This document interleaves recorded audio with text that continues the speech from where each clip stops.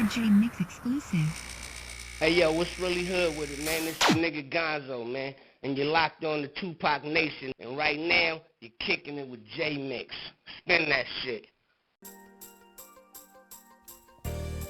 Hello all, it's J-Mix here, and I would like to welcome all my YouTube subs and viewers to part 3 of my exclusive interview with Death Row engineer, Mr. Phil Brewster.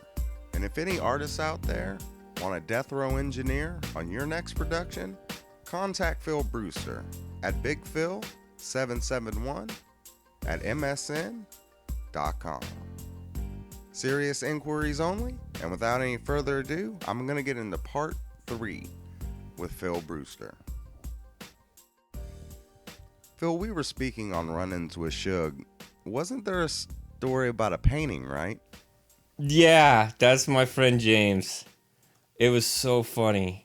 And fortunately, we got away without ever getting caught because there was an artist that did this painting of Suge, and it was still wet, and we were in his office. He was cleaning his office, and I was already an assistant at the time, but I was always hanging out with him and stuff. And I'm like, dude, don't touch the painting. It's wet. I mean, it smelled wet. I mean, you could smell the oil paint. And he went off and goes, oh, no, it isn't. He goes off and takes his hand and goes right through the painting. And there's like finger marks on it. And he's like, oh, shit. So he goes off and gets some paper towels and he starts like blotting. It's fucking making it worse. Now, fortunately, it was done in blue. The background was in blue. They put him in a blue shirt. And as we know, Suge is blood. So immediately, before even Suge saw that, when he found out it was in blue, he sent it back. So fortunately, it was already sent back to the artist to be put in red before all that, because I was like, dude, what would happen if he actually knew that? So, yeah, James dodged a bullet on that one because I couldn't believe it. Yeah, it was pretty hilarious and scary at the same time. Did you see any tensions between Tupac and Snoop?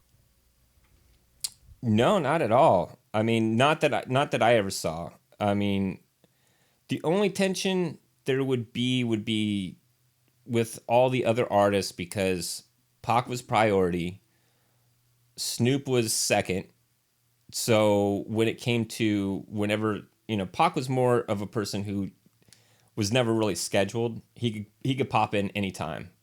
So he could bump Snoop, and he did a couple times, and I'm sure he was pissed off about it, but not as much as like Daz and Corrupt and Rage and OFTB, all the other artists that were definitely not at Pac's level would get bumped. And it would be, he could come into the studio unannounced, and it's like you could be in the middle of a song and it's like, okay, get out. You knew your place was to get out of the way, and it's Pac's time.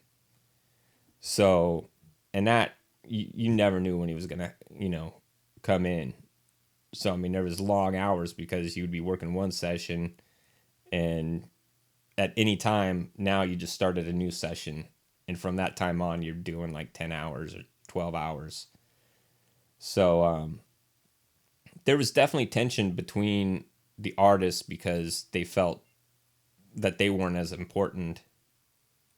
But I didn't see, they seemed to be really cool with each other. They did a bunch of songs together, stuff that hadn't been released, and it probably has been released. I haven't caught up with everything that's come out. Yeah, there's freestyle sessions with the two of them online. Yeah, I don't even know the scope of what has come out. I just know it was just, he was so prolific. I remember there being a big box in the back, and we would have to and it was filled with nothing but his lyrics. And had I known, I would, because we were going to throw them away. Just stacks. And there'd be like big boxes just filled with handwritten lyrics from Pac, and I'm like, fuck, man, if I would have known, I could, that could have bought me a car or something. Wow. Do you know what happened to those lyric sheets? I think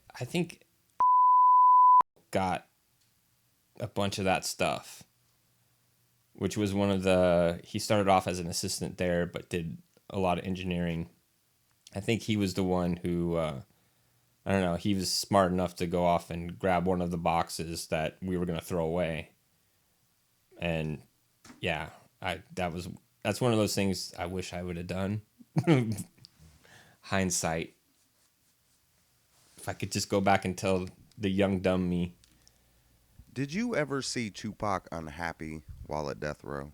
No. It was, the whole time there was really nothing for him to be unhappy with. It was really a party. I remember, I was there when, the very first day that he got out of prison and was at the studio. I believe I was the one who had to plunge the throw up from the sink. Because it'd been a while since he drank, and they went to Roscoe's Chicken and Waffles, and he drank a shitload of Alizé, and man, he clogged up the sink in the kitchen, and I had to plunge that shit. And that was, so I could say, yeah, I plunged Pac's puke. How many people could say that? I should be famous just for that. But no, he was treated really well, and it was just pretty much anything he wanted. It was a constant party going on.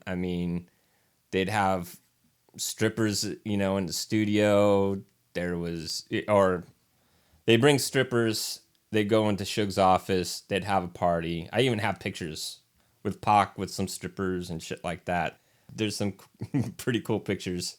So if there's ever any doubt, did you really work there? You don't have any credit on any of the albums. And I'm like, yeah, if I didn't work there, how do I have pictures like these?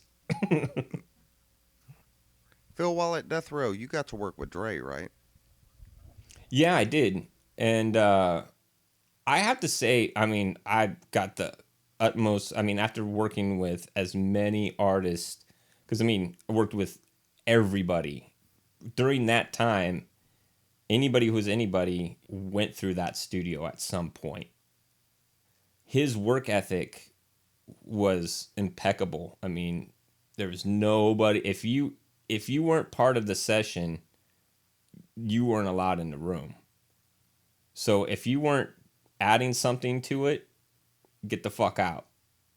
And he mostly stuck to his studio, his home studio in Calabasas, which was matched Can-Am perfectly. It was the same board, everything.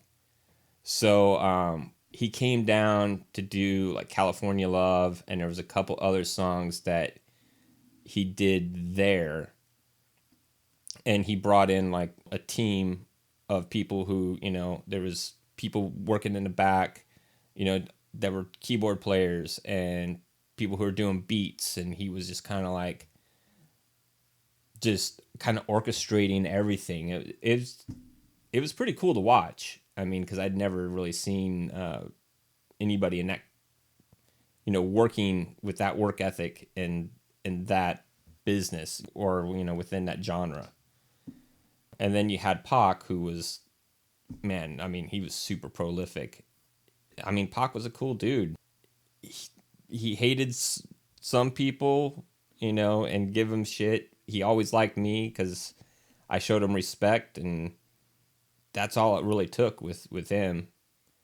And there was one time, I have to tell this story, though. There was a time, it was pretty funny. I was walking down the hallway, and he was in the Studio B kitchen, and all the guys from Thug Life were there, and there was a guy named Moo who was I think he was part of Thug Life, and he was the smallest one in there. And he's like, "Hey Phil, come here." And I'm like, "All right." And he's like, I'll give you $50 to knock out Moo. And I'm like, I'm going to need more money than that. And he's like, all right, I'll give you fucking $100. You go knock out Moo right now. So I take the money. I look at Moo and I'm like, back then I was like probably like 235.